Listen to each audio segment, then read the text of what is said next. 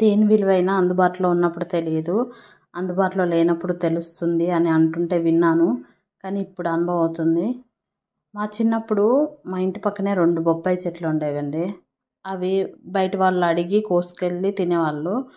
మా నానమ్మ కూడా తినేది. కానీ మా ఇంట్లో మా మమ్మీ కానీ మేము అసలుకు మా నానమ్మ కోసిన ముక్కిస్తే కూడా అదేదో విషము చనిపోతామేమో అన్నట్టు చీ బొప్పాయ మాకొద్దు అనేవాళ్ళం. అలాంటిది ఇప్పుడు ఈ బొప్పాయి విలువ తెలిసాక బయట కొనుక్కొచ్చుకొని మరీ తినాల్సిన పరిస్థితి.